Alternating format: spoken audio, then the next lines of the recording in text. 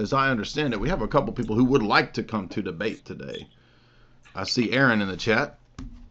I'm going to give Aaron Butler the first opportunity because he requested first. So he can come speak, and then anybody else is allowed to open it up with your topic and bring the heat. Aaron, are you there? I've been sending you the link, dog. Don't tell me you're going to run away now. You said you were coming.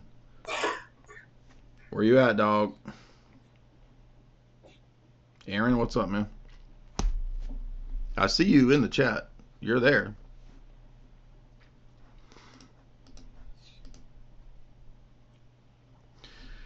What's up, Aaron? You said we're bootlickers. Let's do it. Let's have this discussion. Aaron is an independent researcher. I'm being nice. Ain't said nothing mean. Hello. Can you hear me? Yes, sir. What's up, dude? Hey, how's it going? So there was a couple comments that I had made, and it was just like, in general to some of the people in your comments, and then there was a couple to you. What specifically were you trying to debate? Well, you said that we're bootlickers or something to that effect. So, I mean, you tell me. Well, it's essentially, it's like, and I think what I said to you directly was like, most Christians, like, all they do is sit here and argue about anything, all this scripture and you debate all these different religions, but you don't really talk about like practical information or morality, which is like the foundation of like many of these religions, like I don't hear any of you debaters or anyone out here talking about like, objective morality, like trying to teach people like practical information. It's mostly just like scriptural debates. So that's what I was kind of saying. Well, but I mean, our morals are based on the scriptural text, so. Well, right, but that's like for you, like I'm saying, like that's kind of subjective because you're basing them off of like a written text written by other people, and that would be passed objective. Down. That would be objective, not subjective. Okay, so essentially, what you're saying is that you believe it, like you can't put it in your own words, is what I'm saying. Like, can you say these things objectively, like what morals are, like what rights are? Yeah, like, have you never listened to anything that I do or talk about? Are you completely new? Well, actually, it just seems like you argue a bunch of people about different religions, but you don't actually talk about like what the morals are you're speaking of, like what the wrong behavior, like I guess like this. If I could sum it up, it would be like you say you're Orthodox, but like I don't see how that translates into like advice for other people. Like, okay, like, if Orthodox, because I heard that you say one time you're a monarchist. Is that correct? Like you believe like, so you believe in the legitimacy of like a government, except it's ruled by like a king or something? Yeah, I believe that that's the right or the best form of government. Right. So you believe that like a king should tell everyone else what to do, like just like boss it around, like how Christ was crucified by it's just the bossing government around. It's arbitrary. Yeah, correct. So that's not an objective morality, or it's not objectively true that a king has the right to murder other people. Have you ever listened to any of my debates? Well, I've listened. Like I said, I can't. Like nothing. What you're saying is subjective, and it doesn't make sense. Like you argue scripture, but so you haven't, because I was joking about the king being arbitrary. Obviously, a king can't just be arbitrary. I would say. Well, it is by nature arbitrary. You have no idea what you're talking about, and you've not listened to any debates, because I always argue for objective morality versus relativism. Yes, Jay, you say objective morality, but what you preach, and you contradict yourself. Okay, where's the contradiction? So you say that morals are objective, but then you say that a government has the right to tell other people and murder them and dictate law like a god. No, the king has limitations, just like the bishop or the church has limitations. What is that? Okay, and what are those based off of? What are those limitations? Divine revelation, first and foremost. So as long as they say it was divine, revealed divinely, no, it's not a matter of them just anyone. saying it. It's a matter of the historical, traditional interpretation of the text. That's why there's always been symphonia in the church and in Christian countries.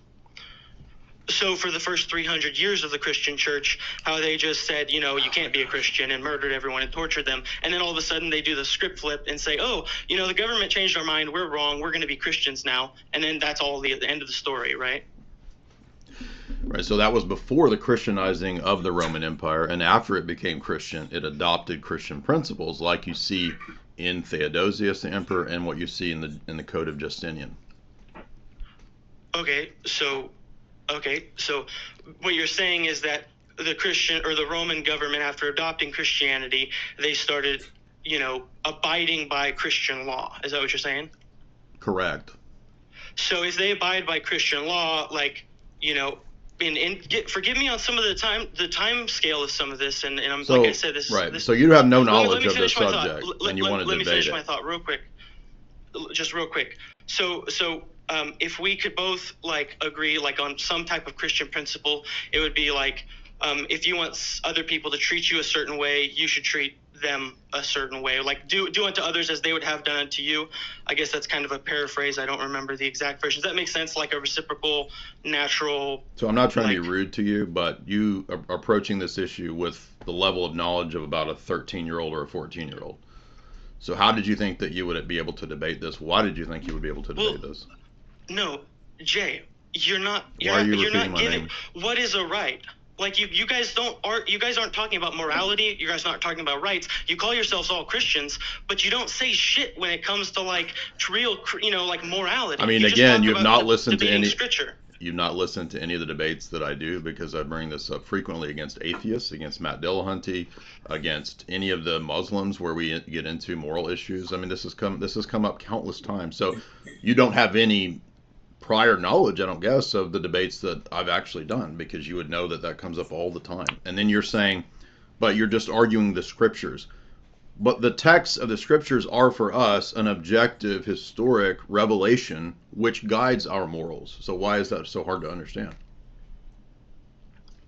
Because what you're saying is that, here, listen. You call yourself a Christian, right? But you're not actually helping teach other people like the things that Christ would teach. Well, you have no understanding. I don't believe that you have any understanding of any of that or what Christ teaches. You've demonstrated zero to little understanding of it, because you're assuming that it's a lowest common denominator. Reduce it to love your neighbor as yourself. Well, there's a lot more involved in that. For example, there's principles in divine revelation about the governance of the state, but you don't even seem to be aware of that. Well, my kingdom is not of this world. Yeah, but it entered this world in the first advent, so you don't even understand the passages that you're just citing passages like libertarians cite with no knowledge of what those passages are about. The kingdom was set up in the first advent. Have you ever read Daniel? You might no. So you don't know what's in the book of Daniel, right? The most famous prophecies of the Messiah, Daniel 2, Daniel 9. It talks about when he comes, the kingdom is set up, and in Daniel 2, it predicts that the empire under which he is born will convert and become part of that kingdom of the Messiah. That's the Roman Empire. And guess what? Within a few hundred years of his coming, that empire converts and becomes Orthodox Christians. So your version of Christianity is that my version. Other people get. Well, I mean, it's you call yourself Orthodox. You're debating Catholics. I call myself that. You don't think that's a real thing? You think it's something like I just made this up? I mean, what do you mean? I call myself that? Is that you don't think it's a thing? No, I definitely understand that it's a thing. All I'm saying is that it's based off of your interpretation of this book that can be interpreted by. No, that's false. So now you've engaged in a fallacy. This is a fallacy. This is a fallacy. I'm not going to let you run wild with a fallacy. Because people have different interpretations of stuff, it does not follow from that no one has the right interpretation or no one knows the right interpretation. That'd be like saying, because someone disagrees about 2 + 2 = 4, no one can know, nor does it equal 4. Do you see how that's a fallacy? Okay. And do you see how that's a fallacy? See, this is why I interrupt people. I would agree. This is why I interrupt people, because they blow past stuff when they get called out on fallacies and they want to just ignore it. You don't get to come to a debate. Okay, fine.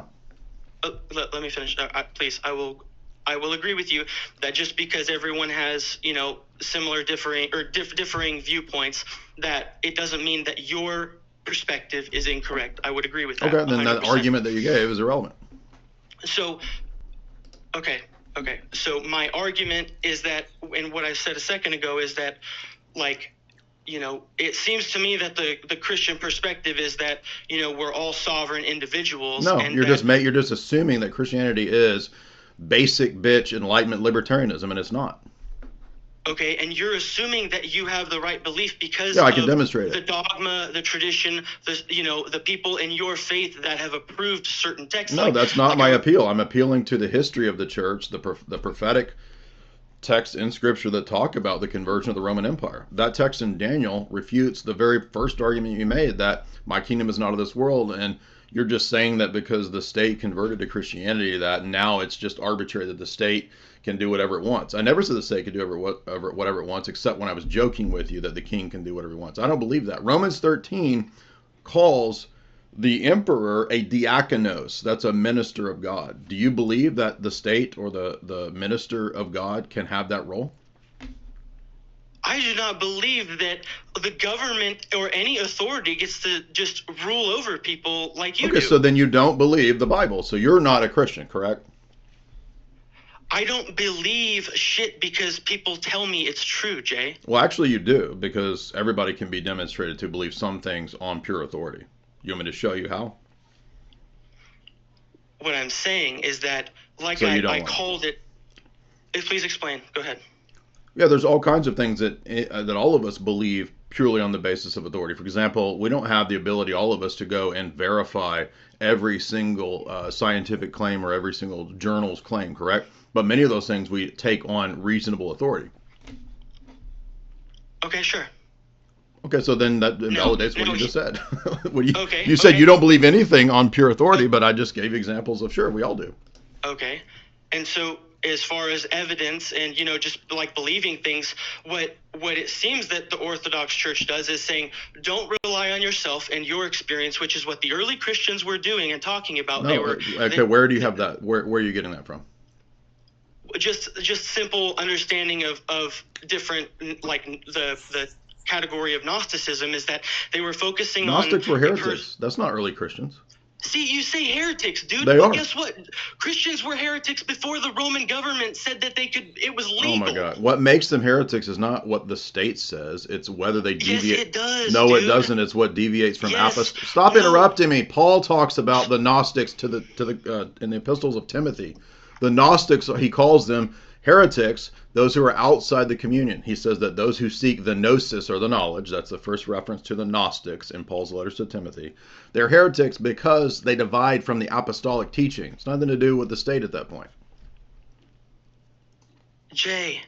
Why are you repeating my name? You have no knowledge of these topics. You're completely ignorant, and you're citing Gnostics. Okay. So it's not true that there were all these, dude. All of the you have no knowledge of. Why are beginning... you debating a topic you have zero knowledge of? That's the foolishness on your part. Jay. Why are you repeating my name? I'm not a person that is so inculcated. You have no knowledge, but you have no knowledge. You have zero knowledge of the topic. That's the point. I have knowledge that no, you all don't. Christians are basically state bootlickers, and that's what it is, Jay. Again, I'm giving you. How could they be state bootlickers if for the first 3 centuries they were persecuted, according to your own testimony? Because we all approve of, like you cited Romans 13, basically because Paul wrote it down, and it's been passed along. You didn't even hear what I said. Church. You didn't. You just contradicted yourself. You didn't hear what I said. You said Christians are bootlickers. I just said for the first 3 centuries they were persecuted by the state, according to your admission.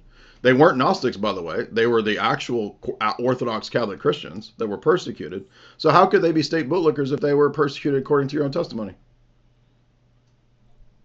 Not all of the early Christians were Orthodox or Orthodox. Well, regardless, the ones that you're talking about were not persecuted. The ones that were Orthodox Catholics were persecuted. Yes, I agree. Then that refutes your point. Well, no. Then we're not bootlickers. My point. Yeah, you said Christians are bootlickers. So someone who believes that one man should be a king and rule over others, that's not bootlicking. Have you read the Bible again? Do you know how many times in the book of Proverbs it talks about a righteous king and that God sets the king over a people? And that Romans 13 calls the king a diakonos. Do you know what a diakonos is? It's a minister. Okay. So So would you don't, and you don't believe that. So now you're saying, well, Paul wrote that down, so I don't believe it. Well, Paul's writing what was consistent with the prior teaching in Proverbs. I didn't say that because Paul wrote it that it was okay. No, you said that. That wasn't No, that it you wasn't said good. that. You said that we believe it just because Paul wrote it down. Okay, you believe it because something must be wrong with your head. I mean, literally. Dude, you can't even do basic argumentation. You've already made multiple contradictions. You're the one that has things wrong with his head. You don't know the basics. You can't argue. You can't debate. You don't know what a fallacy is. And you're saying that I've got something wrong with my head? Dude, you've already been demolished. What are you talking about? You're gonna try to steamroll me with all of your intellectual. Okay, so crap. yeah, so it's not an actual fallacy, even though you admitted that you made a bad argument, and now you're just accusing me of steamrolling you. No, when you already said you made bad arguments. You call yourself a Christian. So now those are ad hominems. So those are, you know what a no true Scotsman fallacy is? See, you keep going on. Do you know what a no true Scotsman fallacy is? And now you're making it personal. All this debate stuff. Yeah, that's how you. Yeah, so the only way to decide between true and false positions is the laws of logic and critical thinking. You don't know that? Okay. Logic and critical thinking means that you are consistent. You are not contradicting yourself. However, you profess like do the law and the prophets, right? Do unto others as you would have done unto you. However, reiterated. You can't even put your sentences together, man. You're an embarrassment. This is what you get with libertarians. I'm glad that you came. Thank you. I'm not taking orthodox requests today. I'm taking people who disagree. That was literally one of the stupidest debates I've ever had. There you go with libertarianism.